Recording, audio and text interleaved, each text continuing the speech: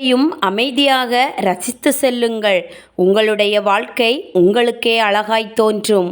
பிறரை பாராட்டும் ஆர்வம் உனக்குள் இருக்கும் வரை நீ பாராட்டப்படக்கூடிய இடத்திற்கு சென்று கொண்டே இருப்பாய்.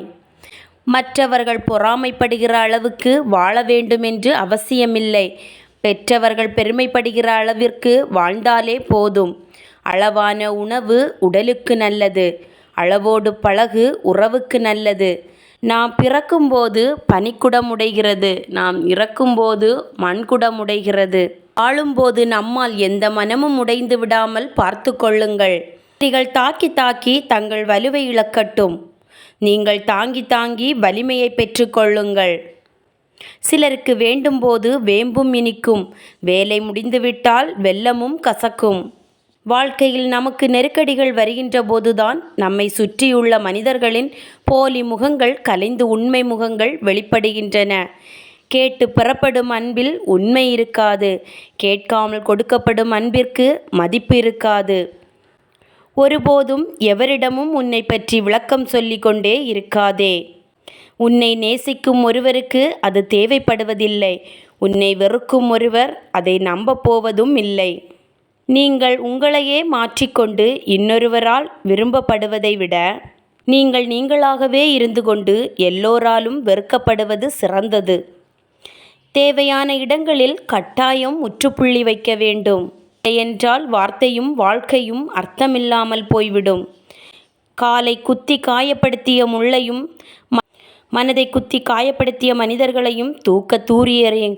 இல்லையென்றால் அவை திரும்ப திரும்ப நம்மை காயப்படுத்தி கொண்டே இருக்கும். துரோகம் செய்தவர்களை மனதில் தூக்கி சுமக்காதே. இந்த நொடியே இறக்கி வைத்துவிடு.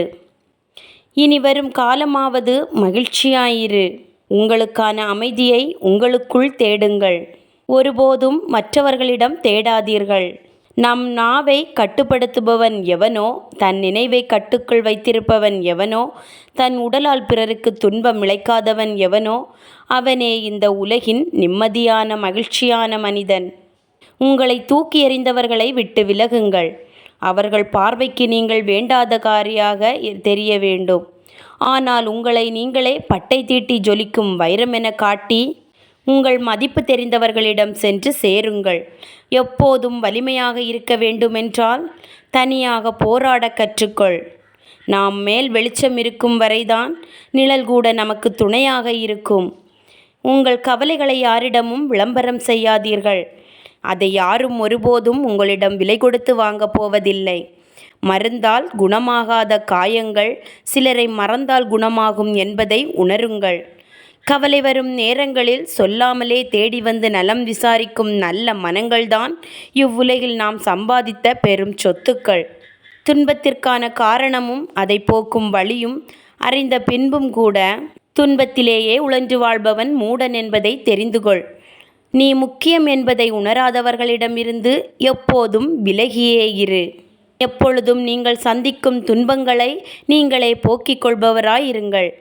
உங்கள் துன்பங்களை போக்க இன்னொருவரை எதிர்பார்த்து நிற்காதீர்கள். சில நேரங்களில் அதுவே உங்களுக்கு மேலும் துன்பத்தை கொடுத்துவிடும்.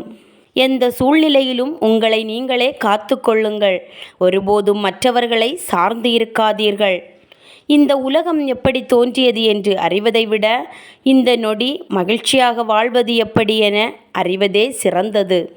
உங்கள் இதயத்தை தேவையற்றதை தூக்கி சுமக்கும் குப்பை தொட்டியால் வைத்திருக்காதீர்கள். புத்தம்புது மலர்கள் பூத்து குலுங்கும் தோட்டமாக வைத்திருங்கள். மற்றவர்களின் தவறுகளிலிருந்து பாடங்களை கற்றுக்கொள்ளுங்கள். ஏனெனில் எல்லா தவறுகளையும் நீங்களே செய்து பாடம் கற்றுக்கொள்ள உங்கள் வாழ்நாள் போதாது. கடந்த காலத்தில் நடந்தவைகளை பற்றி கவலை கொள்ளாதே. எதிர்காலத்தில் என்ன நடக்குமோ என்று பயம் கொள்ளாதே. நிகழ்காலம் மட்டுமே உன் கையில் இருக்கிறது. தன்னுடைய உயர்வான லட்சியங்களை அடைய விரும்புபவன் நிகழ்காலத்தில் மட்டுமே வாழ்வான். உன் இரகசியங்களை பிறரிடம் பகிர்ந்து கொள்ளாதே. இது உன்னையே அழித்துவிடும். காப்பாற்ற முடியாத உன் இரகசியங்களை மற்றவர்கள் காப்பாற்றுவார்கள் என்று ஒருபோதும் நம்பாதே. தான் வாழ்வில் இழந்த செல்வம், நேர்ந்த அவமானம், கெட்ட வகை சொல் இவற்றை விடுவாய். உள்ள மனதின் வெளியே சொல்ல மாட்டான். அறிவு உள்ளவனுக்கு சந்தேகம் வந்து கொண்டேதான் இருக்கும். சந்தேகம் ஆராய்ச்சியை தூண்டும். ஆராய்ச்சி புதிய புதிய அறிவை தந்து கொண்டே இருக்கும். கிடைத்த புதிய அறிவு மீண்டும் சந்தேகத்தை தூண்டி மேலும் ஆராய வைக்கும். எவன் ஒருவனுக்கு செல்வம் இருக்கிறதோ அவனுக்கு உறவினர்கள் உண்டு, நண்பர்களும் உண்டு. பணம் இருப்பவரைத்தான் உலகம் மனிதனாக மதிக்கிறது. அவனைத்தான் உலகம் அறிவாளி பண்டிதன் என்று போற்றுகிறது. எவன் ஒருவன் எதிர்காலத்தை சந்திக்க தயாராக இருக்கிறானோ, கிடைக்கும் சந்தர்ப்பங்களை சரியாக பயன்படுத்தி கொள்கிறானோ, அவன் எப்பொழுதும் மகிழ்ச்சியாக இருப்பான். வெறும் அதிர்ஷ்டத்தை நம்புபவன் அழிந்து போவான். உங்கள் பலவீனத்தை குறிவைப்பவன் உங்கள் நண்பன் அல்ல.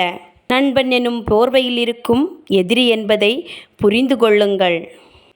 ஒரு காரியத்தை துவங்கிய பின் அதில் தோற்றுவிடுவோமோ என்று அஞ்சி அந்த காரியத்தை விட்டுவிடாதே. நேர்மையாக உழைப்பவன் நிச்சயமாக வெற்றியடைவான். ஒருவன் தன் செயல்களினால் மட்டுமே சிறப்படைகிறான், பிறப்பினால் அல்ல. மௌனமாக பேசுபவர்களுக்கு விரோதிகள் இல்லை. சந்தேகத்துடன் தொடங்கப்படும் காரியங்கள் நிச்சயம் சங்கடத்தில்தான் முடியும். கடின உழைப்பு உள்ளவனை ஏழ்மை தீண்டாது. கடிதியான மனமுடையவனை சச்சரவுகள் தீண்டாது. போதும் விழிப்புணர்வோடு இருப்பவனை பயம் தீண்டாது. இந்த உலகில் குறைகளே இல்லாத குடும்பம் இல்லை, வேதனையும் வலியும் இல்லாத மனிதன் இல்லை, வாழ்நாள் முழுவதும் மகிழ்ச்சியை மட்டுமே அனுபவித்தவனும் இல்லை.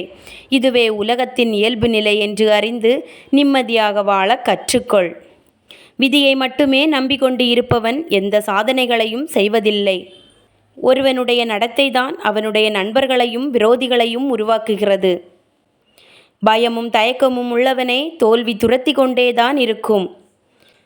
கற்றவனின் பலம் அவன் கற்ற கல்வியை பொறுத்தது. வீரனின் பலம் அவன் படையை பொறுத்தது.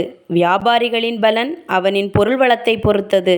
அதுபோல உழைப்பாளிகளின் பலன் அவனின் உழைப்பை பொறுத்தது. எதற்கெடுத்தாலும் காரணம் தேடிக்கொண்டே இருந்தால் ஒருபோதும் காரியங்களை செய்ய முடியாது. ஒரு மனிதன் தன்னுடைய சிறந்த செயல்களால் மட்டுமே பெரிய மனிதனாகிறான். அவன் அமரும் பதவியால் அல்ல. காகம் பெரிய மலையின் மேல் போய் அமர்ந்தாலும் அது கருடன் ஆகாது. நேரான மரங்களே முதலில் வெட்டப்படுகின்றன. நேர்மையான மனிதர்களே முதலில் குறிவைக்கப்படுவார்கள். கடலில் பெய்யும் மழை, பகலில் எரியும் தீபம், வசதி உள்ளவனுக்கு கொடுக்கப்படும் பரிசு, நோயற்றவனுக்கு கொடுக்கும் அறுசுவை உணவு, இவை அனைத்தும் பயனற்றது. அதுபோலவே முட்டாளுக்கும் கூறும் அறிவுரையும் பயனற்றது. சரியானது எது என தெரிந்த பிறகும் கூட அதை செய்யாமல் இருப்பது கோழைத்தனம். எல்லா காரியங்களிலும் உங்கள் கொள்கையில் பிடிவாதமாக இருக்காதீர்கள்.